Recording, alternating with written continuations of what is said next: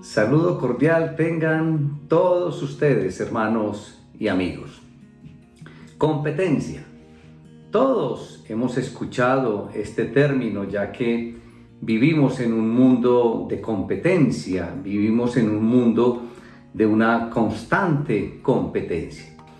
De acuerdo al diccionario, la definición de competencia nos dice que competencia es una disputa entre personas, entre animales o cosas que aspiran a un mismo objetivo o a la superioridad en algo. La verdad es que esta vida se ha convertido en una carrera, en una completa competencia. El sistema de este mundo nos forma para competir unos a otros. Somos constantemente expuestos a compararnos los unos a los otros, a compararnos con los demás. Recordemos que todos competimos en la escuela por las mejores calificaciones. Competimos en el deporte, competimos en el trabajo. Es más, competimos hasta en la propia casa cuando somos niños, tratando de ser los favoritos para papá y para mamá. El Señor nos invita en esta ocasión a algo muy especial con el tema de la competencia, tema que nos rodea o más bien que nos acompaña en nuestras vidas. Por eso los invito, hermanos, para que vamos al Evangelio de Lucas y nos ubiquemos en el capítulo 9 y vamos a leer los versículos 46 al 48. Leo la palabra en el nombre del Padre, del Hijo y del Espíritu Santo. Amén. Surgió entre los discípulos una discusión sobre quién de ellos sería el más importante. Como Jesús sabía bien lo que pensaban, tomó a un niño y lo puso a su lado. El que recibe en mi nombre a este niño, les dijo, me recibe a mí, y el que me recibe a mí, recibe al que me envió. El que es más insignificante entre todos ustedes, ese es el más importante. Padre, te alabamos, Señor, te damos la honra, el honor y la gloria en el poderoso nombre de Cristo Jesús. Padre, gracias te damos por la oportunidad que nos das de escuchar tu bendita palabra. Te pedimos en el nombre de Jesús que tu Espíritu Santo esté ministrando en todos nosotros para que podamos entender y recibir tu palabra, Señor, de una manera sencilla, que podamos llevarla a nuestras vidas, Señor. Te damos la honra en el glorioso nombre de Cristo Jesús. Amén. Entonces, hermanos y amigos, el Señor en esta ocasión, a través de este tema, a través de esta porción de la palabra, nos está invitando entonces a una vida sin competencia. Esa es la invitación en el día de hoy, una vida sin competencia. Las verdaderas ambiciones e inclinaciones de los discípulos se vieron evidenciadas y denunciadas en una discusión entre ellos mismos acerca de cuál de ellos era el más importante, ahí como lo vemos en el versículo 46. Entonces entraron en una competencia para ver cuál de ellos era el mayor. Esa idea distorsionada de la grandeza reflejaba, digamos, cuán poco entendieron que el Hijo del Hombre iba a ser entregado, como les había dicho Jesús muy recientemente. ¿Recuerdan ahí en el versículo 44 cuando el Señor les dijo, dejen que estas palabras penetren muy bien en sus oídos? El Hijo del Hombre está por ser traicionado en manos de los hombres.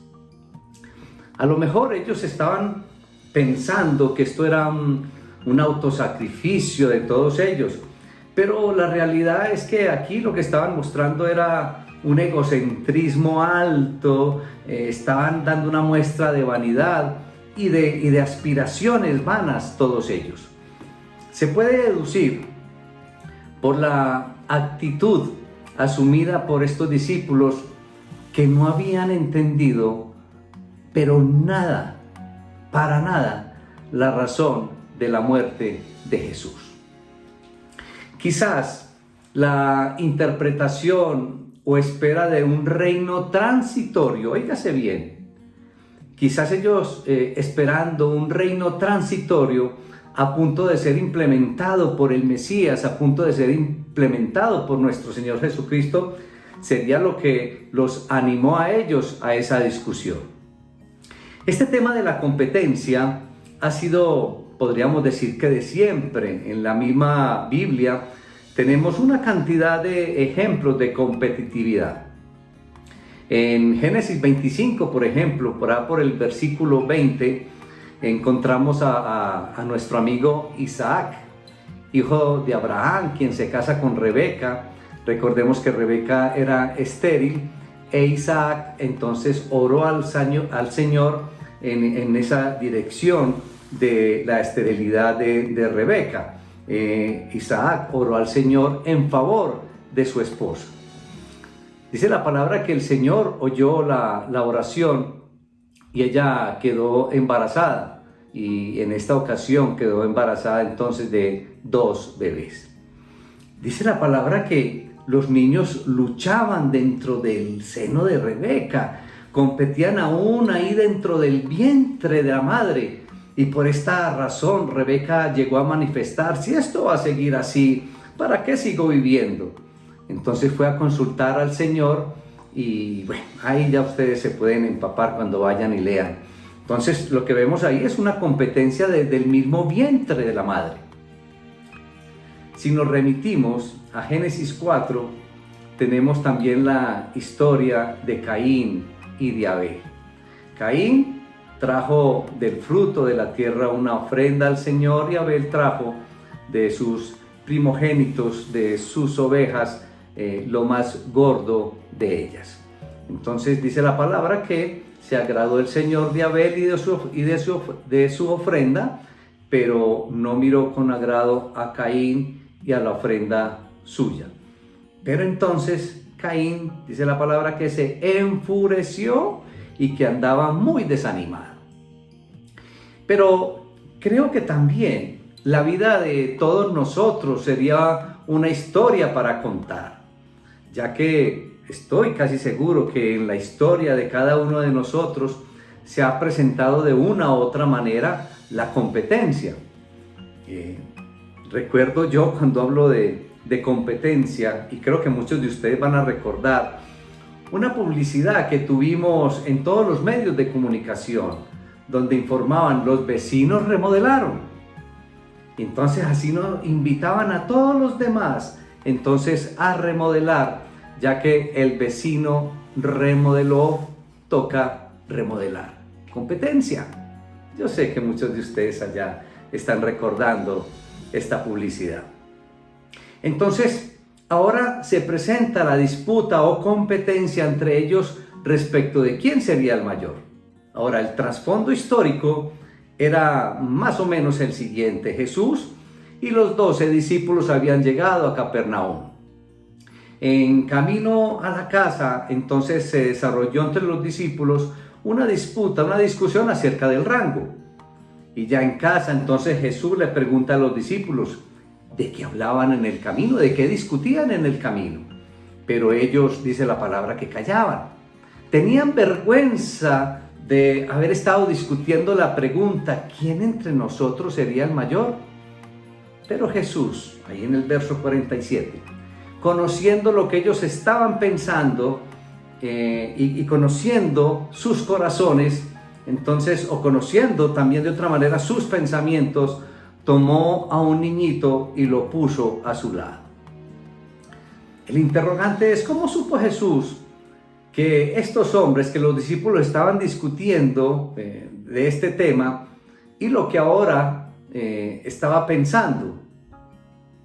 Es inútil tratar de entender el modo exacto en que Jesús obtenía el conocimiento de estas cosas. En esta ocasión en particular, su naturaleza divina podría haber impartido la información a su naturaleza humana.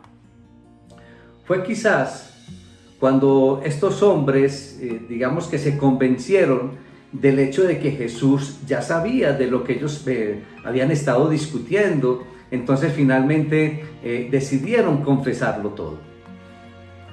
Ellos admitieron que su pregunta había sido, y quizás que todavía era, bueno, ¿quién entre nosotros es el más importante? ¿Quién es el mayor?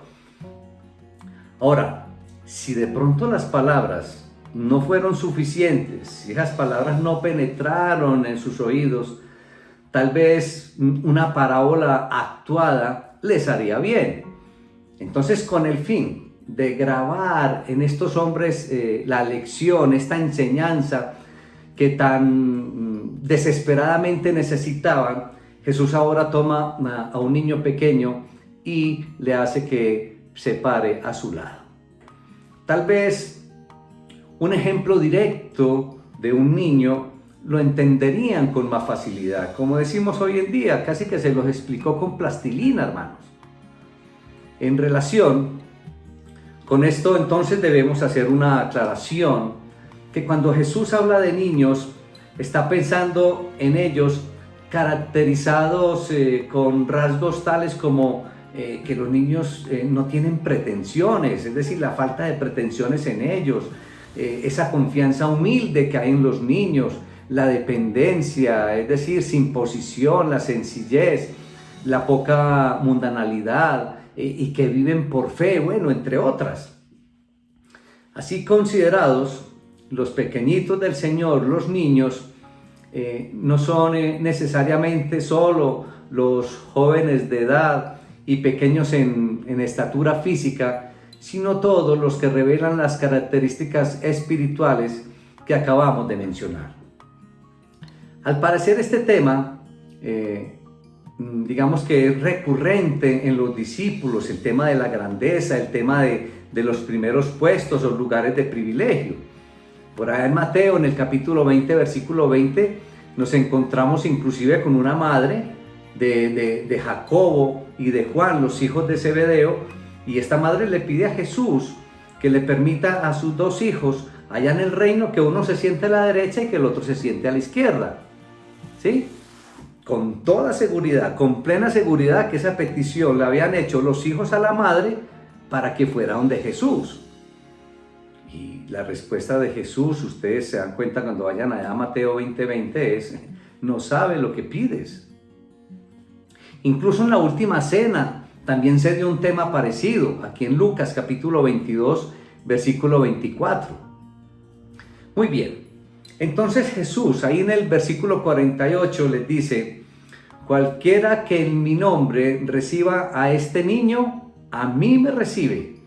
Y cualquiera que me recibe a mí, recibe al que me envió. Aquí en este versículo 48, más o menos la lógica, podríamos decir que es como sigue.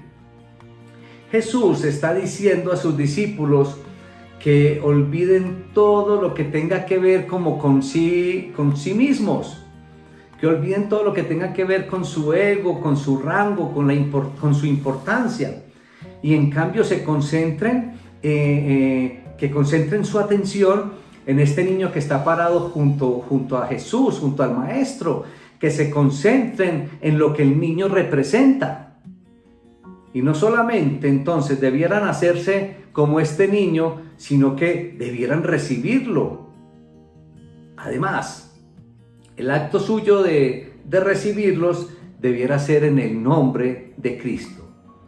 El nombre de Cristo es Cristo mismo visto en su gloriosa autorrevelación.